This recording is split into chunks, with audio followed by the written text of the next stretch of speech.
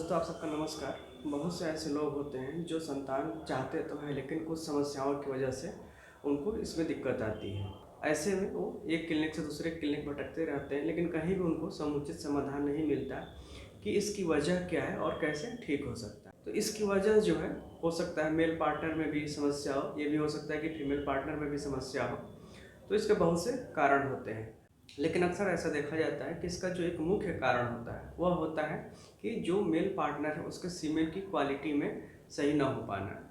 तो सीमेन की क्वालिटी कैसी होनी चाहिए, उसमें कितने स्पर्म काउंट होने चाहिए, स्पर्म की मोर्टेलिटी कितनी होनी चाहिए, तो इन सारी चीज़ों पर डिपेंड करता है कि कंसेप्शन सही से हो रहा है या नहीं हो रहा है। तो इस वीडियो में आपको डिटेल में बताएंगे कि अगर यही समस्या आपके साथ भी है और आपने अपना सीमेनोग्राम कराया है और उसको आप समझ नहीं पा रहे हैं कि आपका सीमेनोग्राम यानी कि जो सीमेन एनालिसिस रिपोर्ट है वो ठीक है या नहीं है, तो इसके लिए आप इस वीडियो को शुरू से अंत तक जरूर देखें और इसमें हम हर एक पॉइंट के बारे में डिटेल में आपको बताएंगे कि सीमेन क्वालिटी कैसी होनी चाहिए, कितना उसमें काउंट होना चाहिए, कितनी मोर्टेलिटी होनी चाहिए।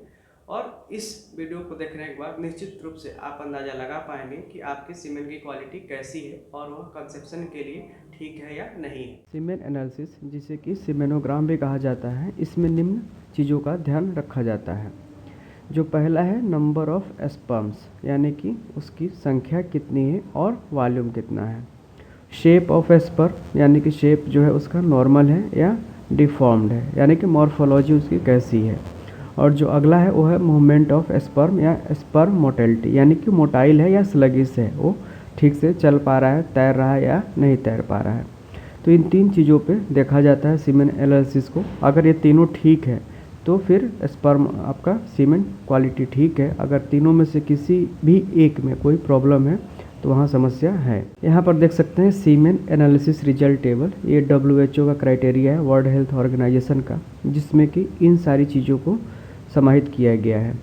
Total sperm count in ejaculate, यानी कि एक बार अगर इजैकुलेशन होता है तो उसमें 39 से 928 मिलियन स्पर्म होने चाहिए।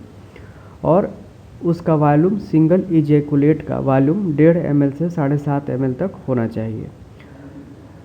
स्पर्म कंसंट्रेशन कितना होना चाहिए पर ml में 15 से 259 ml, या अगर हम टोटल की बात करें तो लगभग 40 से 50 मिलियन मिनिमम होना चाहिए पर एजुकुलेट। और ml में बात करेंगे तो पर ml 15 से 259 मिलियन होना चाहिए। जो मोटेलिटी है, यानी कि उनकी स्पीड और उनके जो चलने की क्षमता, वो होनी चाहिए 40 से 81% जो है स्पर्म मोटाइल होने चाहिए। और प्रोग्रेसिव मोटेलिटी उनकी 32 to 75, यानी कि 32 से 75% जो है मोटाइल होने चाहिए। और मॉर्फोलॉजी 4 से 48%, इतने कम से कम स्पर्म नॉर्मल होने चाहिए। अगर इससे कम नॉर्मल हैं तो फिर वहाँ पे समस्या आती है। तो कंक्लूजन क्या है कि नॉर्मल क्या होता है, what is normal. A normal sperm count ranges from 15 million sperm to more than 200 million sperm per million of semen, यानी कि जो नॉर्मल संख्या होती है 15 मिलियन से 200 मिलियन तक पर ml होनी चाहिए। और अगर 15 मिलियन से कम है पर ml से, या टोटल की बात करें तो 39 मिलियन से कम है तो इसे कम माना जाता है। और यहाँ पर समस्या होती है कि कंसेप्शन नहीं हो पाता, और इस स्थिति को ओलिगोस्पर्मिया या ओलिगोजूस्पर्मिया कहा जाता है।